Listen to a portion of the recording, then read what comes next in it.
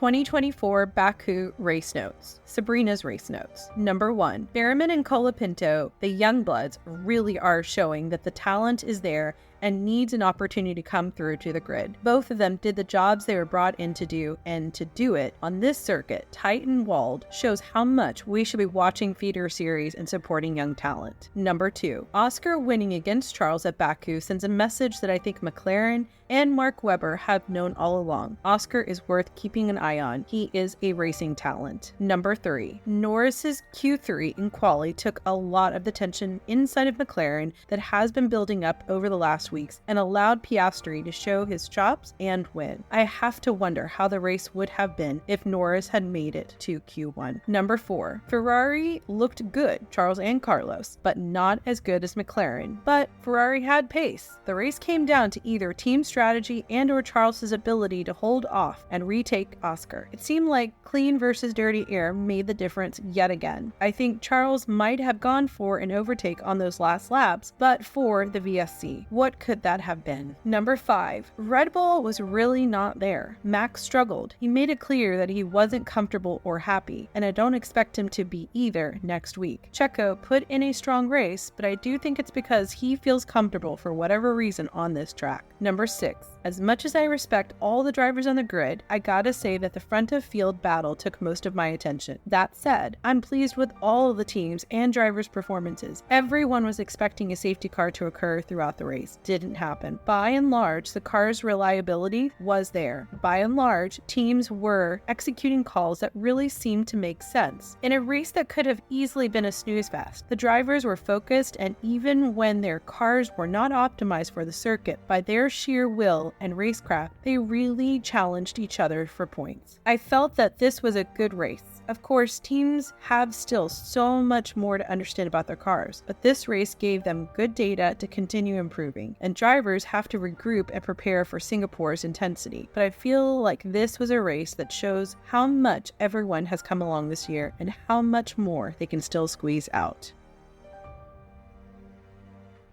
Dick's Race Notes. I like your race notes and agree with all that you wrote here, Sabrina. Let me see if I can add some points without being redundant. Number 1. Why Max was so uncompetitive is beyond me. Checo outqualified and outraced Max this weekend, and while Checo goes very well at Baku, Max was pretty much nowhere. I have often said that the Red Bull is very, very good in clean air, and now that they have been caught up by their opposition, they are frequently racing in dirty air. Not sure if that is the entire situation, but you would have to assume that it is having its effect. Take air off the front wing of the Red Bull and it loses downforce. The lost downforce equals less front grip. Less front grip means less oversteer or more understeer, and maybe Max is having to adjust to that, while Checo is perfectly happy with the understeer. Pure conjecture on my part, but it does make you wonder. Number 2. The battle between Oscar and Charles was pretty epic. Oscar being able to defend from Charles until Charles burned out his tires was pretty amazing. Number 3. Williams and Haas looked pretty strong, didn't they? And for sure, Ollie and Colapinto are super impressive, and I'm still trying to understand how Williams has made such a good performance jump, which I think is attributed to a new upgrade package. Number 4. Speaking of upgrades, it sounds like the last big push for upgrades will come after Singapore, as 2 flyaway races followed by a 3-week break has to help give the teams a bit more development and manufacturing time. Still, to introduce upgrades at COTA when it is a sprint race weekend makes me scratch my head a bit. Number 5. The midfield battle continues to be interesting. For example, Alonso bagged some very good points courtesy of Carlos and Checo, but Lance was nowhere all weekend. So the points haul was nothing to speak of, while Williams had a remarkable weekend in terms of points. Number 6. Is F1 becoming a contest of who has the best wind tunnel?